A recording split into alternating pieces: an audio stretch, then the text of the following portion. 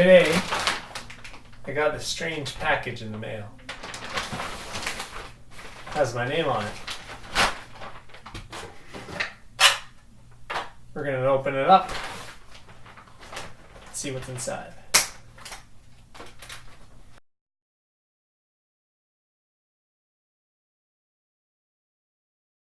And what's inside the box?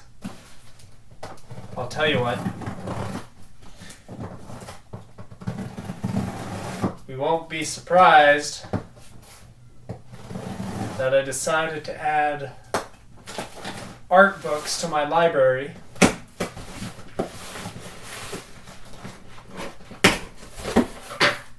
Ordering for the first time from Flesk publications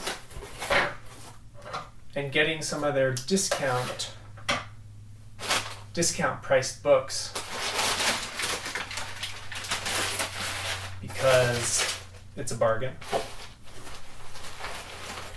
And here we go, 3 books. 3 books all together and some free bubble wrap.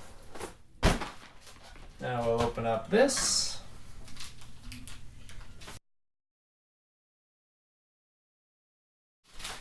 I actually just sent them an email today because it had been a while and I was like, where are my books? I think they should have arrived by now. And they promptly sent me an email back a few minutes after I sent them an email. And they said your books should arrive shortly. And they did. And then this came in right away. So here we have James Bama, Personal Works. And it looks like a lot of portraits. A lot of Asian males. And just some really fantastically rendered artwork. Pretty cool. James Bama, Personal Works. Number 2. We'll make that number 3. Number 2 is James Bama Sketchbook. These are in nice condition. For some reason they were discounted. I don't even know why. There's like a few marks on the cover. Maybe. Barely. This one's great.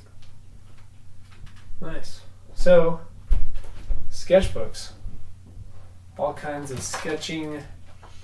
Probably quite a few preliminary pencils for the personal work book, so I could refer to these sketches and then refer to the finished image in the personal work book, because I imagine they cross over a fair bit. Yeah, just really good graphite drawings. Super cool. Super, super cool. Always nice to check out how artists work and come up with their ideas and go through the whole process of executing it. Book number 2. And book number 3 is also a hardcover, just like the first book. This is by Mark Schultz, and it's Storms at Sea, which I believe this is a story. And basically every page has writing on one side and a really awesome image on the other side. Super cool. Oh. Some song, there's music notes, there's a whole song at the start. Yeah. Pretty awesome. This is nice. Nice work. I really like his style. Super cool.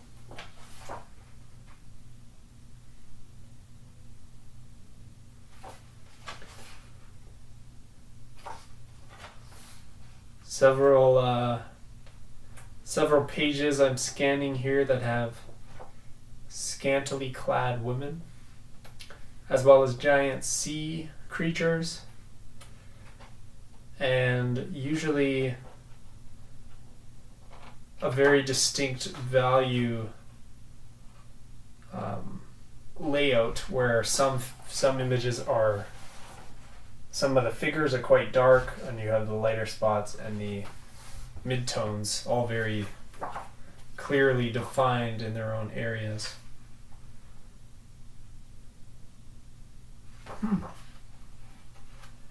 Yeah, a lot of monsters and mermaids, and kind of curious to see how this image gets in there. Like, what is the story, and how does it start off with this like murder mystery type look in this environment, like a city, and then end up with these ridiculous monsters and stuff like that, giant crabs, and yeah, cool, super cool. Well, thanks, Flesk Publications, and you can find all these books in the link in the description.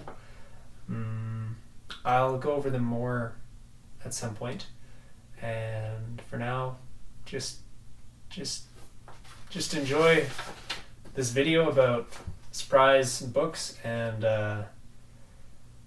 you can get other cool books at Flesk Publications, like these little books here that they showed, that they give me little samples of postcards and different art and stuff.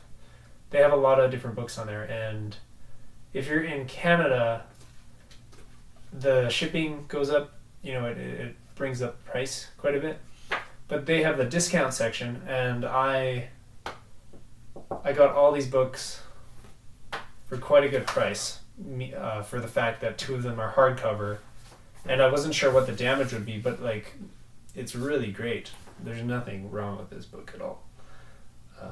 It's just, you can tell it's been handled a little bit because it just has some marks and stuff. All right. And more books. These books are all from Lightbox Expo and the surrounding area of Pasadena, California, which I attended recently in September. And I bought a lot of books.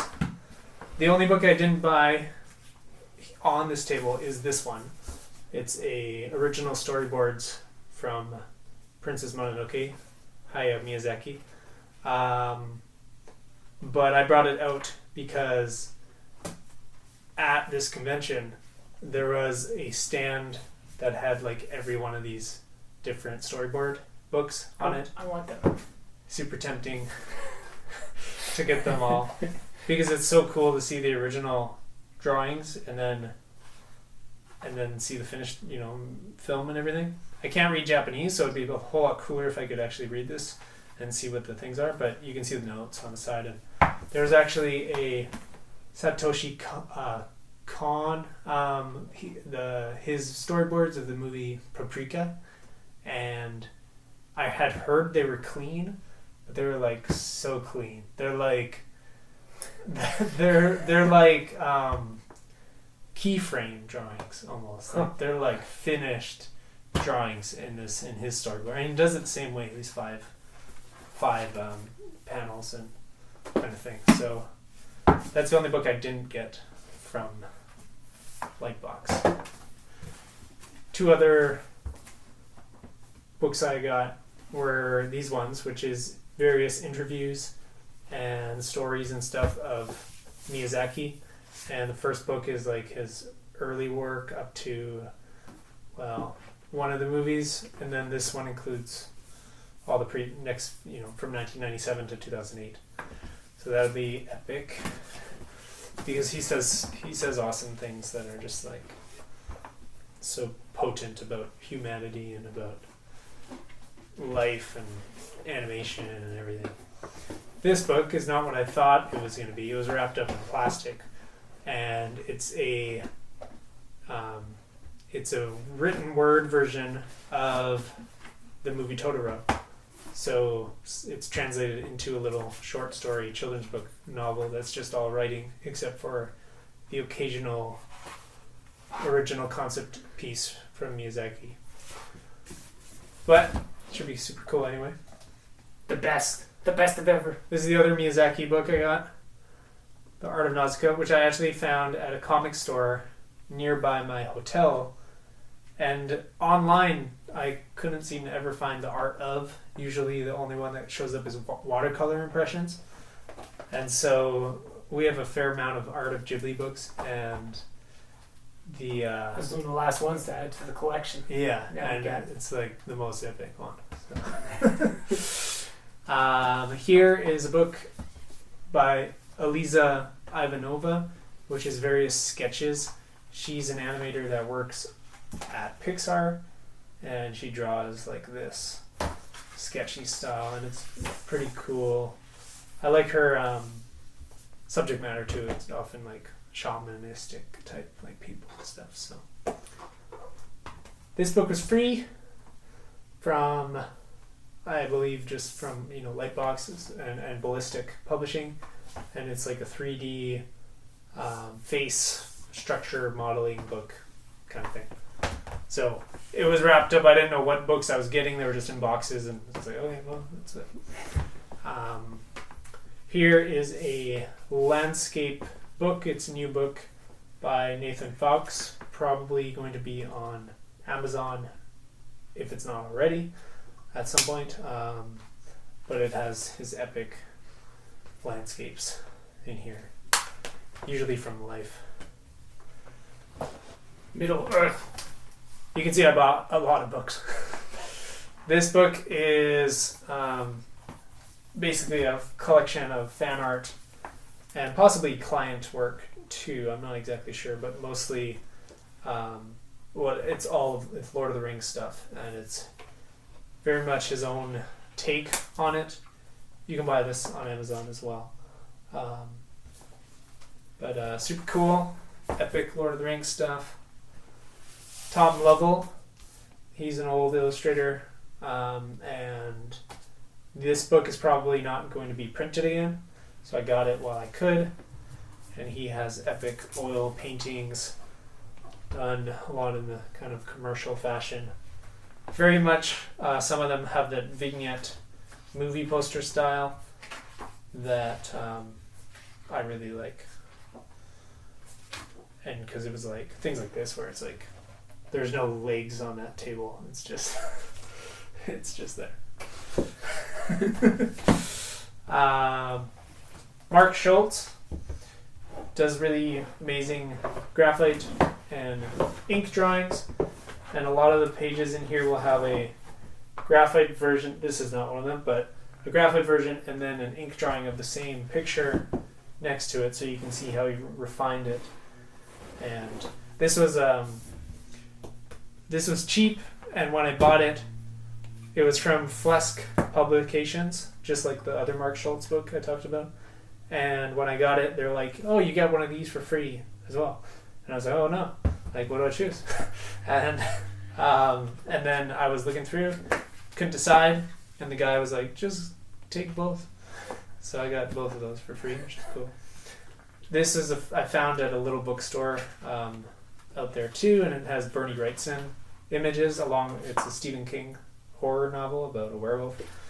So Bernie Wrightson does amazing ink drawings, and the cool thing about the area too, it had all these stores like where they would sell like the art of books like of Nausicaa and all these different things that there's just no stores in Canada that I find this stuff at least not where I live.